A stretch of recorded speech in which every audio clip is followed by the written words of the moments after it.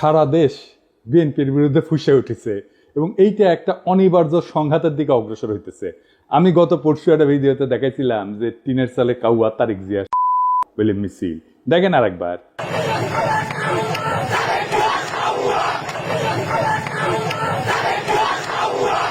আজকে দেখেন একের পর এক মিছিল।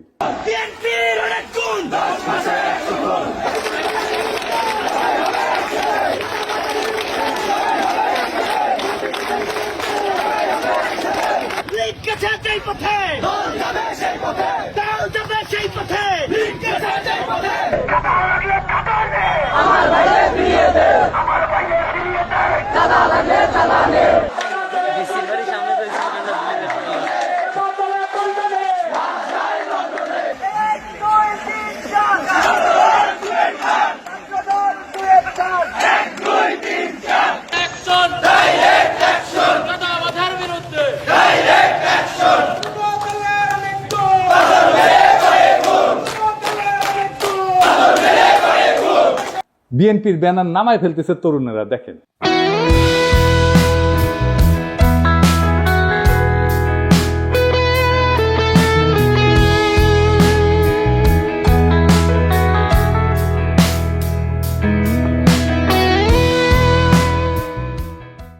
এটাই হইতেছে বিএনপির 11 মাসের অর্জন। তারেক রহমান বলছেন, অন্যায়কারী যেই হোক আমরা প্রশ্রয় দেব না। বরাবর আমরা বলেছি অন্যায়কারী আইনের দৃষ্টিতে তার বিচার হবে। দলের সাথে তার কি সম্পর্ক কিচ্ছু যায় আসে না, তাকে দল কোন রকম প্রশ্রয় দিবে না কেউ যদি কোনো অন্যায় করে থাকে। খুব ভালো কথা, কিন্তু গ্রেপ্তার করলে থানা ঘেরাও করে আসামি সিনাই নিয়ে যায় কেন বিএনপি? এটার উত্তর তো তারেক রহমানকে দিতে হবে। একটা দুইটা না, শয়ে শয়ে এডিটর সাহেব বিএনপি থানা ঘেরাও কিওয়ার্ড দিয়ে সার্চ দেন তো, দেখেন কত জায়গায় থানা ঘেরাও করে বিএনপি আসামি ছাড়াই নিয়ে যাইতেছে। শুধু কি তাই, বিএনপি নেতারা প্রকাশ্যে বলিছে কাউকে গ্রেপ্তার করতে আমাদের অনুমতি নিতে হবে, নইলে থানা ঘেরাও। আমাদের কাছে অনুমতি নিয়ে করতে হবে। এর বাইরে যদি একটা মানুষকে গ্রেফতার করা হয় আমরা থানা ঘেরাও করব সবাই মিলে। আপনারা মব কইরা ফেনা তুলতেছেন, কিন্তু আসল মব তো আপনার দলের লোকেরা তৈরি করতেছে। শোনেন কি অবস্থা। প্রতিদিন আমাদের 30,000 টাকার মতো সে নিতেছে। আমি জেনেছি যেটা যে মালিক সমিতির কাছে তারা 5 কোটি টাকা চাঁদা চেয়েছে। এক যুবদল নেতা যাত্রাবাড়ির নাম ফাহিম, আতর্কিতভাবে কয়েকজন লোক আসলো, আয়সা গাড়ি আতুর দিয়া দামদুম পিড়াইয়া চলে গেল। বাইরে থেকে একটা ইটা মারে, গ্লাস ভাঙ্গে আমাদের শরীরে, বাল বাচ্চাদের শরীরে পড়লে অনেক উইন্ডো জায়গা, এই জন্য আমরা আতঙ্কে যাইতেছি। আমাদের ভোগান্তি হইতেছে, আমরা রোগী নিয়ে যাইতে পারতেছি না, অনেক সমস্যা। এর বিশ্বাস চাই আমরা। একটা মানুষ ফ্যামিলি দোলাই পার নেমে যেতে ওখান থেকে আবার যাত্রাবাড়ি করতে হইব, তাদের ভোগান্তি না। এই পরিস্থিতি আমাকে জানে কোনো নিরাপত্তা নাই, সেজন্য আমাকে ঢুকতে না। আবার কয় গাড়ি লিয়ে আসলে 5,000 টাকা জরিমানা দিয়ে এবার গাড়ি নিবি, এই ডরে আমরা গাড়ি যাত্রাবাড়ি যাই না, আমরা দোলাই পাত ঘুরে আসবি। দুই রকম কথা বললে তো হবে না। আপনারা তো আইন শৃঙ্খলা পরিস্থিতির অবনতি ঘটাইতেছেন, আপনার দলের লোকজনই ঘটাইতেছে। আপনারাই বলেন মব, আর এটা কি থানা ঘেরাও? এটা মব না। আপনার দলের নিজেদের ভিতরে মারামারিতে গত 6 মাসে 43 জন মারা গেছে। নিজের দলের ভেতরে মারামারি থামাইতে পারেন না, প্রফেসর ইউনূসকে দোষ দেন। আবার দেখেন বিএনপি অফিসে কে বা কারা ককটেল মারছে, এটা অতি জঘন্য কাজ হয়েছে, কিন্তু এর রিয়াকশন দেখেন। কিছুক্ষণ আগে বিএনপির পার্টি অফিসে ককটেল মারছে ওই রাজাকারের বাচ্চারা। এই সরকারকে সাবধান করে দিতেছি, কয়ে দিলাম অতিরিক্ত বাড়াবাড়ি করলে সরকার, আমরা বয়সি সরকার নামাইতে 10 মিনিট সময় লাগবো না। এই কুত্তা মার্কা সরকার নামাইতে আমাদের 10 মিনিট সময় লাগবো না, সাবধান করে দিতেছি। কিন্তু আপনার কর্মীদের মনে আত্মবিশ্বাসকে জাগাইছে যে 10 মিনিটে সরকার ফেলাই দিতে পারবে। হ্যাঁ, এতই হেডম। তা হাসিনার চোদনে বাংলাদেশের মানুষ 16 বছর ছিল কেন? এই সরকারকে বিএনপি বসাইছে। তো আপনারাই যদি বসাইছেন, তাহলে আপনারা এই সরকারের ব্যর্থতার দায় নেন। বিএনপির কিছু কর্মীদের কথা আর কি বলবো, এরা মনে করে কাউরে গালাগালি করে আসলেই তার রাজনৈতিক কর্তব্য পালন করা হয়। রাজনীতি শিখাইতে পারেননি নিজের কর্মীদেরকে, কোনটা রাজনীতি কোনটা রাজনীতি না, রাজনীতি কেমনে করতে হয় সেটাও শিখাইতে পারেন নাই। আমি মাঝে মাঝে কমেন্টগুলো দেখি, আপনাদের দেখাই। এই ভিডিওটা আপনারা দেখেছেন না? তারেক রহমানের বিরুদ্ধে যত রকম অপপ্রচার আছে সেগুলো ডিবাঙ্ক করা হয়েছে, মানে সেগুলোর বিরুদ্ধে বলা হয়েছে এবং সেগুলো দেখানো হয়েছে যে এগুলো অপপ্রচার আমি করেছি। আমি সেখানে এসে বিএনপি কর্মী গালাইতেছে, সে ভিডিওটা দেখেই নাই, থাম্বনেল দেখিছে। ওরে কেউ বলছে বা নিজেই বুঝিছে পিনাকের ভিডিও যা যা বিএনপির বিরুদ্ধে আছে তার নিচে গালাগালি করে আসবে, খবরদার ভিডিও কলে দেখবে না, ভিডিও দেখলে পিনাকি ডলার পাবে। তোমরা ভিডিও দেখলে ওই এত বড় লোক হবি যে হাইগার ডলারে পাচা মুসবি ওই আইসা থামনেল দেখিছে আর কপি পেস্ট মারিছে। এইগুলাই হইতেছে বিএনপির সমস্যা। এইগুলা চলে হুজুগে। ওই যে হুইনা মুসলমান আছে না, এগুলো হুইনা বিএনপি। আর এদেরকেই বিএনপি কন্ট্রোল করতে পারতেছে না। দেখেন কি বলে বিএনপির নেতা, রাজনৈতিক সংগঠন জামাত শিবিরকে উৎখাত করেই ছাড়বে। সে তার নেতার পক্ষ থেকে ব্যর্থহীনভাবে বলতেছে এই শাহজাদপুর, এই সিরাজগঞ্জের মাটিতে জামাত এবং এনসিপি নেতাদের কবর রচনা করা হবে। শুনেন,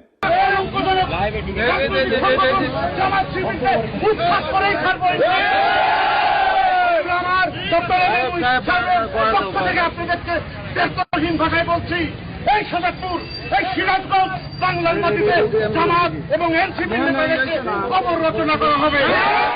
এর নাম হইতেছে আমির হোসেন সবুজ, সাংগঠনিক সম্পাদক শাহজাদপুর উপজেলা বিএনপি। আবার দেখেন তারেক জিয়াকে নিয়ে সন্তান বন্ধ কথা বলছে, তাই ছাত্রদল নেতা সদল বদলে যায় বয় বৃদ্ধ পিতাকে শাসাইতেছে। সকাল 10টা পর্যন্ত সময় বেঁধে দিচ্ছে। এর মধ্যে ক্ষমা না চাইলে যে জায়গায় পাই আমরা বিচার করব বলে হুমকি দিচ্ছে। শুনেন, বাড়িতে থাকে না, আপনার মাস্টার মানুষ, আপনারা সম্পূর্ণ শ্রদ্ধা দিয়ে বুঝতেছি। হ্যাঁ, এই যে আপনার মাস্টার, আপনি মাস্টার, আপনার ছেলে তারেক রহমানের গালিগালাজ করে, তারেক রহমানের এই ছেলে, এটা কাকা আমি আপনারা বলবো। আচ্ছা কাকা, আপনি 80 সালে বিএনপি করেন, আমার বাবা আওয়ামী লীগ করতো, সমস্যা নাই, কিন্তু তারেক রহমানের নামে যে এই ধরনের কথাবার্তাগুলো লেয়, তখন আমরা তো মনে করেন যে আল্লাহ নবীর পরে তারেক রহমানের মানি, বাপদাদার চেয়ে বেশি মানি। এখন বিষয়টা হচ্ছে গিয়া উনি তো কোনো অপরাধ করে নাই, ওনারা এই যে গালিগালাজ করেছে বললো। আমি একটা কথা শুনেন, আপনার ছেলেরে সন্ধ্যা কইবেন যে সুলতানের রায় ছিল কালকে সকাল 10টার মধ্যে তার টাইম, কালকে 10টার মধ্যে হ্যাঁ যাতে ফেসবুকে যেটা লেখছে এটাতে কয় যে ভুল করছে, ভুল স্বীকার করে কাকা। যদি ভুল স্বীকার না করে এর বিচার কিন্তু আমরা মনে করেন যেই জায়গায় পাই আমরা বিচার করে দিব কাকা, যদি আমরা ব্যর্থ হন কাকা। আর বৃদ্ধ পিতা হাত জোর করে ভয়ে কাঁদতে শুরু করছে, বারবার বলতেছে সন্তান ক্ষমা চাইবে। যে নেতায় কাণ্ড ঘটেছে সে বারবার বলছে যে সে এর কারণে সে বহিষ্কার হইতে পারে, কিন্তু এতে তার কিছু যায় আসে না, কারণ জানে বহিষ্কার হইলে তার দল বহিষ্কার প্রত্যাহার করবে আমাদের অগোচরে। এটা সময়ের ব্যাপার, বহিষ্কার কাগজের ব্যাপার। এইবার শুনেন, এটা আমি লাইভে আসছি কাকা, একদম মনে করেন যে সারা বাংলাদেশে দেখতেছে আমার নেতা একটা মানুষ দেখতে পারে, আমার বহিষ্কার করতে পারে, আমার কোনো আপত্তি নাই। যাই হোক, বিএনপি মানে শুধু এরা না, এর বাইরেও বিএনপি আছে, আর তারাই মেজরিটি যারা সত্যিকার অর্থে শহীদ জিয়ার আদর্শ আর খালেদা জিয়ার উত্তরাধিকার বহন করতে চায়। তাদের অনেকেই আমাকে গত ভিডিওর পরে ফোন দিছে, বিএনপির নানা পর্যায়ের নেতাকর্মীরা। অনেকে বলছে যে ভাই দিন শেষে আপনি ইলিয়াস আর কনক মিলা বিএনপির ড্যামেজ কন্ট্রোল করলেন। এখন অনেক পোস্টে হোস্টাইল রিয়াকশন কমেন্ট অনেক কমছে। অনেকে বলছে যে কাজটা ভালো করেন নাই, বিএনপিকে রক্ষা করতে যাইয়া। আমি আসলে বিএনপিকে রক্ষা করতে যাই নাই, দেশের স্বাধীনতা সার্বভৌমত্ব রক্ষা করতে গেছি। আর বিএনপির ভুলগুলো ধরায় দেওয়া থেকে আমি সরে আসি নাই। এখন কইবেন বিএনপিকে রক্ষা করলে বাংলাদেশের স্বাধীনতা সার্বভৌমত্ব, দেশের স্বাধীনতা সার্বভৌমত্ব কেমনে রক্ষা হয়? আসেন এটা না বুঝে দেখি বিএনপির সাথে স্বাধীনতা সার্বভৌমত্ব কেন যুক্ত। একটা আধুনিক রাষ্ট্রের স্বাধীনতা সার্বভৌমত্ব কেবলমাত্র তার ভূখণ্ড বা আন্তর্জাতিক স্বীকৃতির উপর নির্ভর করে না, বরং সেটা গঠিত হয়, তৈরি করতে হয় রাষ্ট্রের জনগণ, প্রতিষ্ঠান এবং রাজনৈতিক পরিকাঠামোর সমন্বয়। তিনটে জিনিস: জনগণ, প্রতিষ্ঠান এবং রাজনৈতিক পরিকাঠামোর সমন্বয়। এই কাঠামোর কেন্দ্রে অবস্থান করে রাজনৈতিক দলগুলা। রাজনৈতিক দল কেবল রাষ্ট্র ক্ষমতার প্রতিযোগী না, তারা রাষ্ট্রীয় কর্তৃত্বের সামাজিক অনুমোদনের ধারক, জন অভিপ্রায় প্রকাশের মাধ্যম এবং রাজনৈতিক স্থিতিশীলতার একটা মৌলিক স্তম্ভ। যখন একটা দেশের রাজনৈতিক দলসমূহ ধ্বংস হইয়া যায় বা তাদের কার্যকারিতা ভেঙে পড়ে, তখন সেই রাষ্ট্রের আন্তঃপ্রাতিষ্ঠানিক ভারসাম্য, জনভিত্তিক শাসন এবং কূটনৈতিক অবস্থান দুর্বল হয়ে যায়, যা সরাসরি স্বাধীনতা সার্বভৌমত্বের উপরে আঘাত আনে। কি জটিল লাগতেছে? আরো পরিষ্কার করে বুঝে দেখবো? আসেন বুঝে দেখি। রাজনৈতিক দল কিভাবে গণ অনুমোদনের একটা সাংগঠনিক রূপ। রাজনৈতিক দলগুলো একটা দেশের জনমতের প্রাতিষ্ঠানিক কণ্ঠ। দলীয় রাজনীতির মাধ্যমেই জনগণ রাষ্ট্র ক্ষমতায় অংশ নেয়। দল ধ্বংস হইলে বা নিষ্ক্রিয় হইলে রাষ্ট্রে জনসমর্থনের ভিত্তি দুর্বল হয়ে পড়ে, ফলে শাসন এবং সার্বভৌম কর্তৃত্বের বৈধতা প্রশ্নবিদ্ধ হয়। রাজনৈতিক দলগুলোর মাধ্যমে তৈরি হয় নীতি নির্ধারণের ধারাবাহিকতা এবং বিকল্প। স্বাধীনতা এবং সার্বভৌমত্ব রক্ষা করে দুইটা জিনিস: কূটনীতি আর নিরাপত্তা নীতি। এটার ধারাবাহিকতা এবং বিকল্প চিন্তা রাজনৈতিক দলগুলোর মধ্যে বিকশিত হয়। দলের অনুপস্থিতিতে এক কেন্দ্রিক নীতি নির্ধারণ শুরু হয়।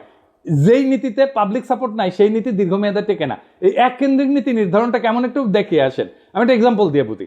ভারত বাংলাদেশের রাজনৈতিক এবং অর্থনৈতিক স্বার্থ এক, এটাই ছিল হাসিনার কূটনীতিক স্ট্যান্ড, এটা এককেন্দ্রিক নীতি। ওই যে আলগা মোমেন বলছিল না, ভারতের উন্নয়ন আমাদের উন্নয়ন, ভারতের বিজয় মানে আমাদের বিজয়। শুনেন, আমাদের বিজয় ভারতের বিজয়, বুঝছেন?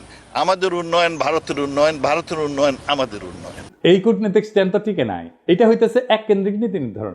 আমাদের সব সম্পর্ক সব নতুন করে করতে হইতেছে না, আগে ইন্ডিয়ার মাধ্যমে হাসিনা রাজনৈতিক সম্পর্ক তৈরি করতে, এবং এই কারণে আমাদের প্রতিষ্ঠানগুলো দুর্বল হয়েছে, আমাদের ব্যুরোক্রেসি দুর্বল হয়েছে, আমাদের কূটনীতি দুর্বল হয়েছে, আমাদের ডিপ্লোমেসি দুর্বল হয়েছে।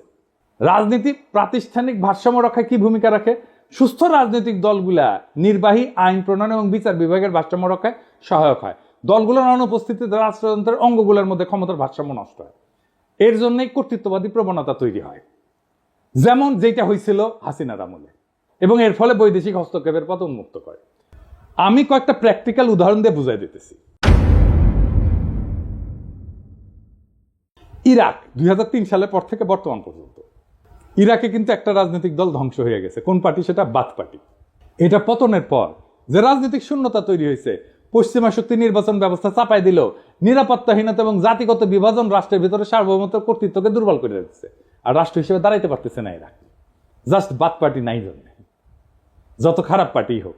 লিবিয়া গাদ্দাফি শাসনের পরে যে রাজনৈতিক শূন্যতা তৈরি হয়েছে, গাদ্দাফির যে পলিটিক্স ছিল সেই পলিটিক্সটাকে পূরণ করতে পারে না। তাই দেশটাতে মিলেশিয়া, বিদেশি হস্তক্ষেপ প্রধান নিয়ন্ত্রক শক্তি হয়ে উঠছে। রাষ্ট্রের সার্বভৌমত্ব আজও পুনঃপ্রতিষ্ঠিত হয়নি। আবার দেখে আফগানিস্তানে মার্কিন দখলদারির সময় তারা তো সাহায্য দিয়েছে প্রচুর, নানা ধরনের কনসালটেন্সি দিয়েছে, মেলা মানুষকে শাসন ক্ষমতায় বসাইছে, নানা শক্তিকে ক্ষমতায় বসাইছে, কিন্তু দেশটা শান্ত হয় নাই, দেশে প্রগতিও হয় নাই, কারণ রাজনৈতিক শূন্যতা ছিল। রাজনৈতিক শূন্যতা থাকলে সেই দেশ যে আগায় না, তালেবান পূর্ব আফগানিস্তান তার প্রমাণ। এখন আগাইতেছে না, এখন আগাইতেছে। কেন আগাইতেছে? কারণ এখানে পলিটিক্যাল ভ্যাকুয়ামটা নাই, আর পূরণ হয়ে গেছে। এটা নিয়ে একাডেমিক অনেক আলাপ আছে, আসেন সেই আলাপগুলো একটু এক এক করে দেখি। গামসির একটা হেজিমনির ধারণা আছে, আমি অনেকগুলো এপিসোডে এটা বলছি। মানে দলগুলা জনগণের মত এবং রাষ্ট্রীয় শক্তির মাঝে সাংস্কৃতিক এবং রাজনৈতিক সেতু বন্ধন তৈরি করে। দল ধ্বংস হইলে এই হেজিমনিক বা কর্তৃত্বের যে ব্লক, এটা ভেঙে পড়ে। ফলে বিদেশি শক্তি এবং স্থানীয় সুবিধাভোগীরা নতুন করে ক্ষমতা নির্মাণে নেমে পড়ে, যেটা হয়েছে আজকে। হান্না আরেন্ডের পাওয়ার ভার্সেস ভায়োলেন্স বলে একটা তত্ত্ব আছে। ওখানে উনি বলছেন যে রাজনৈতিক দলের অনুপস্থিতিতে রাষ্ট্র জন্ম নেয় সহিংসতা নির্ভর প্রশাসনিক ব্যবস্থা, যার উপরে জনগণের কোনো কর্তৃত্ব থাকে না। এতে সার্বভৌমত্ব কেবল প্রতীকী থাকে, কার্যকর থাকে না। আর একজন দার্শনিক আছে ম্যাক্স ভেবার, এটা ওয়েবার বলে অনেকে, এটা উচ্চারণ আসলে ভেবার। তার একটা লেজিটিমেসি এবং অথরিটি বা কর্তৃত্বের বৈধতার তত্ত্ব আছে।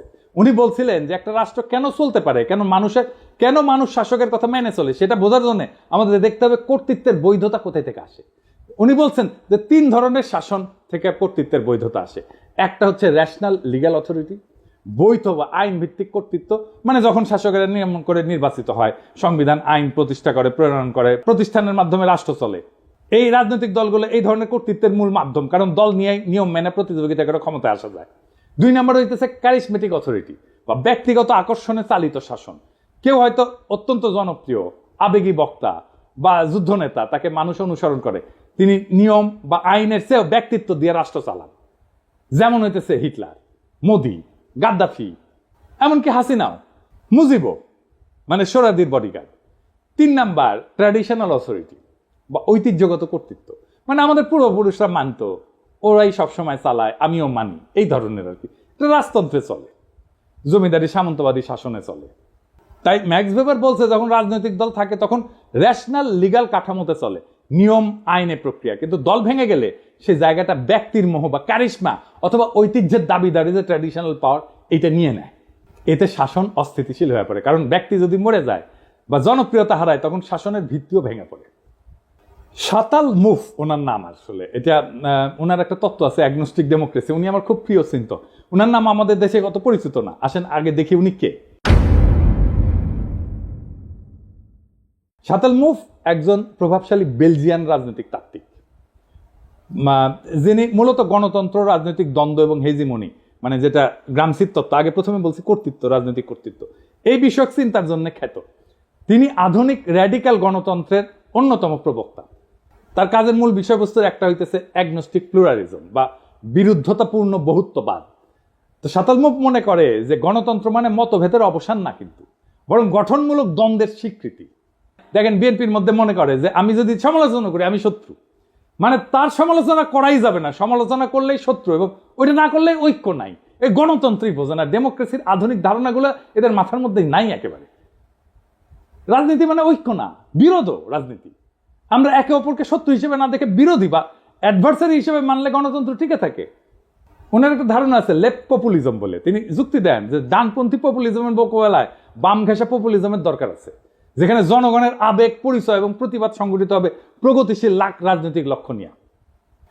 তো ওই যে শতালমুখ বলতেছে যে গণতন্ত্র মানে সবাই একমত তা না, সবাই মিলে ঐক্য তা না, বরং গণতন্ত্র মানে হচ্ছে নিয়ন্ত্রিত নিয়মতান্ত্রিক মতবিরোধ এবং বিরোধিতা এসে থাকবে, তবুও সবাই খেলবে একই নিয়মে। মতবিরোধের ক্ষেত্র তৈরি করে রাজনৈতিক দলগুলো, এক দল বলবে বাজার অর্থনীতি দরকার, আরেক দল বলবে সমাজতন্ত্র দরকার, আরেক দল বলবে ইসলামী অর্থনীতি দরকার, এক দল বলবে আমার খেলাফত দরকার, এক দল বলবে কর বাড়াও, আরেক দল বলবে কর কমাও। এই যে প্রতিযোগিতা এবং মতানৈক্য, এটার নামই হচ্ছে অ্যাগনিজম, মানে স্বীকৃত দ্বন্দ্ব। এতে জনগণের ইচ্ছা প্রকাশ পায়, নীতি পরীক্ষা হয়, ভুল ধরা পড়ে, বিকল্প ভাবনা আসে। কিন্তু দল ভেঙে গেলে কি হয়? আর কেউ প্রশ্ন তোলে না, আর কেউ বিকল্প দেয় না, শুধু এক শাসক বা এক গোষ্ঠীর মতেই দেশ চলে। এটাকে বলা হয় ওয়ান কালার অথরিটারিজম, বা এক রঙের এক চিন্তার একচ্ছত্র শাসন। তখন রাষ্ট্র আর গণতান্ত্রিক থাকে না, হয়ে ওঠে এক পেশে আদেশের কারখানা। তাই রাজনৈতিক দল ধ্বংস হওয়া মানে কেবল একটা সংস্থা বিলুপ্ত হওয়া না, এটা রাষ্ট্রের গণতান্ত্রিক কাঠামোর অন্তঃসার শূন্য হয়ে যাওয়া, জনগণের প্রতিনিধির কণ্ঠ নিঃশেষ হয়ে যাওয়া এবং রাষ্ট্রীয় পরিসরে শূন্যতার সৃষ্টি হওয়া, যা বিদেশি শক্তি স্থানীয় শোষক শ্রেণীর হাতে রাষ্ট্রীয় নিয়ন্ত্রণের রাস্তা উন্মুক্ত করে দেয়। তাই স্বাধীনতা, সার্বভৌমত্ব রক্ষায় রাজনৈতিক দলের বহুত্ব, কার্যকারিতা এবং গণভিত্তি অপরিহার্য। এবার প্রশ্ন উঠতে পারে, বিএনপি কি দায় নাই এই ধরনের ঘটনা ঘটায়? অবশ্যই আছে। বিএনপি বলতেছে তার দলের এই বেপরোয়া লোকদের ঠেকানোর জন্য রাষ্ট্র ক্ষমতায় যাওয়া দরকার। অদ্ভুত কথা, এই তত্ত্ব দিতেছে বিএনপির লোকেরা। বিএনপি কিন্তু এই কাজ করতে গিয়ে জন্ম দিছিল র্যাব, নিজের দলের গুন্ডাদের সামলাইতে পারতেছিল না, তাই র্যাব বানাইছিল। বিএনপির এইসব সোকল্ড ইন্টেলেকচুয়াল ইনফ্লুয়েন্সারদের সাথে কথা বলতে যাওয়াটাও একটা যন্ত্রণা। খোদা তাআলা আমার এমনই কপাল দিচ্ছে যে নিরেট মূর্খ, প্রফেশনালি আনসাকসেসফুল লোকগুলার রেফারেন্স দিতে হয়, একেবারে মূর্খ, কিছু জানে না। ইলিয়াস আমার উপরে খুব খেপা, এই জন্য খুব চেতিছে। ইলিয়াস কয়, দাদা আপনি এইগুলারে কেন মেনশন দেন? ওদের জীবনের সবচেয়ে বড় পাওয়া পায়ে গেছে, কিন্তু এইগুলো গুরুত্বপূর্ণ, কারণ এরা যে কি মাল সেটা বিএনপির কর্মীদের বোঝা দরকার। তো কারণ বিএনপির কর্মীরা তো ওদের দিকে তাকায় থাকে, ওরা কি লেখে দেখে এবং সেটা অনুযায়ী কাজ করে। তো বিএনপির কর্মীরা বুঝবে না যে সে কাকে ফলো করতেছে, তাকে কে ইনফ্লুয়েন্স করতেছে, সেটা দেখবে না, দেখার দরকার আছে তো ইলিয়াস। তাও আসেন আমি বিএনপি ওয়ালাদের দেখানো দরকার, এটা আমি এইভাবে সব কয়টার বিএনপির অনলাইন কুতুবদের দেখাবো। একটা মানুষ দুনিয়ার জন্য কতটা ইউজফুল এটা বোঝার জন্য আপনি দেখবেন তারে কেউ রিক্রুট করছে কিনা, তাকে কেউ চাকরি দিচ্ছে কিনা, তারে কেউ বেতন দিয়া পালে কিনা, সে কি কাজ করে, কি কাজ করে খায়, পেট চালায় কি করে, তার সাথে প্রফেশনালি কে কানেক্টেড, এটা পাবেন আপনি লিঙ্কডইনে। আমি নিজেও একটা ঠাপ খায় এটা শিখেছি। করলে আমার কাছে দাবি করেছিল একজন পিএইচডি আর ইউনিভার্সিটির টিচার, তো ওই লিঙ্কডইনে গেলে কলে আমি বুঝবার পারলাম যে ওই ক্যাঙ্কা পিএইচডি আর ক্যাঙ্কা ইউনিভার্সিটির টিচার। তো বিএনপির এই অনলাইন কুতুব লোকে বলে বিরিয়ানি আলম, কারণ বিরিয়ানির দোকান থেকে টেকা নেয়, সে দাবি করে সে মার্কেটিং করে দিছে তাই টেকা নিছে, ফেয়ার এনাফ। কিন্তু কামটা করে কি, যে কি কোথায় রিক্রুট করে, ওটি আছে, হ্যাঁ, একটা কনস্ট্রাকশন সার্ভিস দেয়, এরকম কোম্পানিতে কাজ করে। কি কনস্ট্রাকশন সার্ভিস দেয় সেটা হইতেছে সে কোম্পানির নির্মাণ সামগ্রী পরীক্ষা করে, যেমন কংক্রিট, অ্যাসফল্ট, মাটি, এগুলো গুণগত মান নিশ্চিত করে। আর কি, এই অগ্রগতি পর্যালোচনা করে, প্রজেক্টের অগ্রগতি পর্যালোচনা করে, নির্মাণের বিভিন্ন পর্যায়ের নিরাপত্তার দিক, যেমন কোড ফলো করতেছে কিনা, এগুলো খুঁটিনাটি পরীক্ষা করে দেখে। তো এই কোম্পানির ব্র্যান্ড মার্কেটিং কনসালটেন্ট নিজেই দাবি করেছে যে ওই ব্র্যান্ড মার্কেটিং কি বুঝে, বানান করতে পারবে, ঢাকা ইউনিভার্সিটির সাংবাদিকতায় পরে মার্কেটিং শিখে গেছে, বাবা বড় তালে বড় এসে গেছে। আচ্ছা কাজ করে কি, ওই লিখিছে ও ফটো তুলে ভিডিও বানায়, উরে বাবা কোম্পানির প্রোগ্রামে, এটা হইতেছে ওর কাজ। কোম্পানির ওয়েবসাইট তৈরি করেছে, লোক পাই নাই, ওরা দিয়ে তৈরি করাইছে। কোম্পানির আইটি সাপোর্ট দেয়, অ্যাডমিন সাপোর্ট দেয়, জিমেল সুইট দেয়া মেল ম্যানেজমেন্ট করে। এর মধ্যে ব্র্যান্ড মার্কেটিং কোনটা বলেন তো? আপনারা তো মার্কেটিং এ অনেকে পড়াশোনা করেছেন, বলেন তো কোনটা? আচ্ছা, সবচেয়ে বড় কাজ যেটা করে সেটাই কিন্তু কই নাই, গুগল ড্রাইভে কোম্পানির গুরুত্বপূর্ণ ফাইল আপ করে। আজকের তরুণ ওরে আপনি বস মানবেন? আমার ভিডিও তো অনেক মার্কেটিং ডিরেক্টর, সিইও, কোম্পানির মালিক দেখেন, আপনি ওরা রিক্রুট করবেন মার্কেটিং এ, জুনিয়র পজিশনে রিক্রুট করবেন না তো। আমার জীবনে একটাই বিষয় ছিল, হ্যাজাকের ল্যান্টার্ন কেমনে জ্বলে, কারণ পুরা যায় তো, তারপরে কেমনে জ্বলে। এই বিরানি আলমরা দেখার পরে আমার বিষয়, বিরানি আলমরা কে বেতন দেয় এই কাম করার জন্য? এই লোক বিএনপির অনলাইন কুতুব।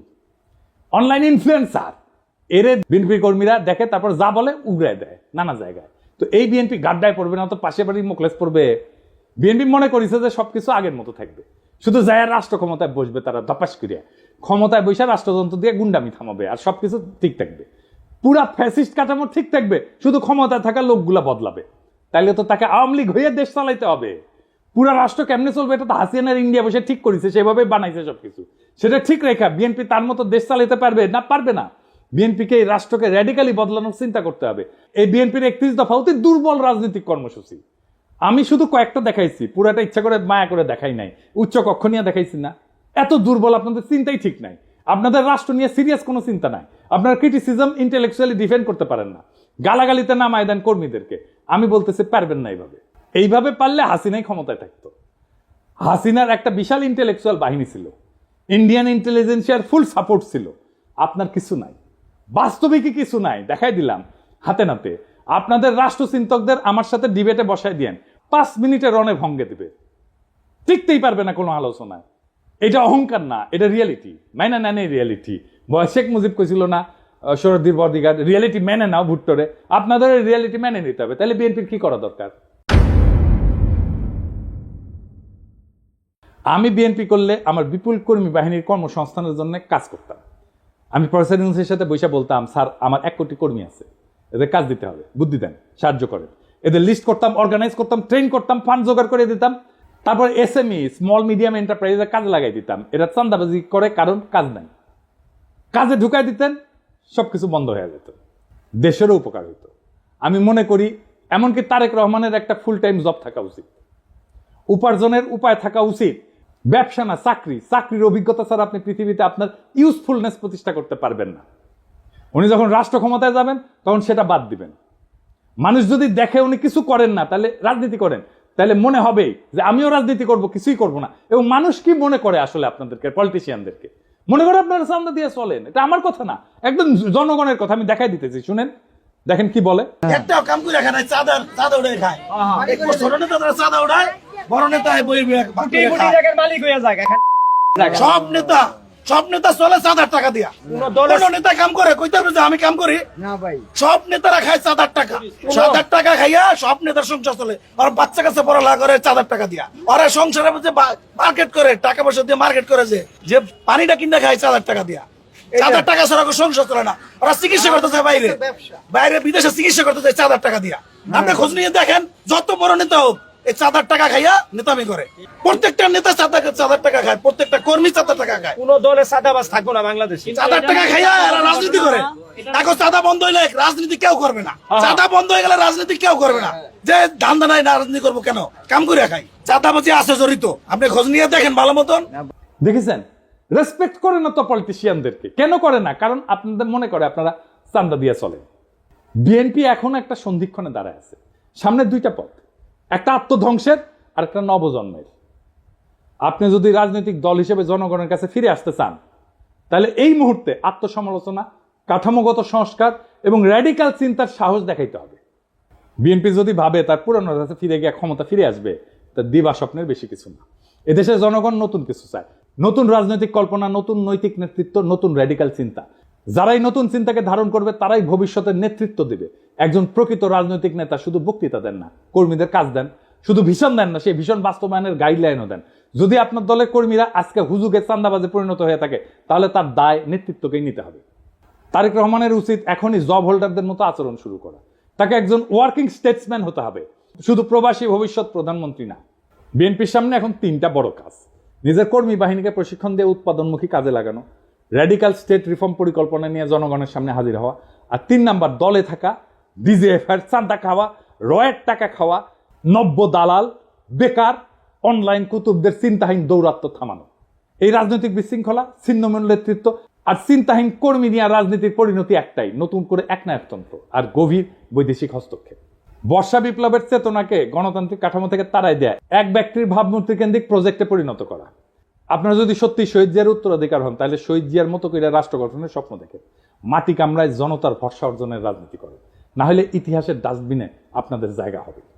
এই সময়টা তারা যারা সাহস করে সত্য বলছে, তারা বিএনপির শত্রু না। এই হুঁশিয়ারি শোনা না হলে সামনের দিনগুলোতে আপনাদের পতনই কেবল অনিবার্য না, তা হয়ে উঠবে ইতিহাসের এক করুণ ট্র্যাজেডি। সময় আছে, বদলান, নয়তো ইতিহাস বদলায় দেবে আপনাদেরকে।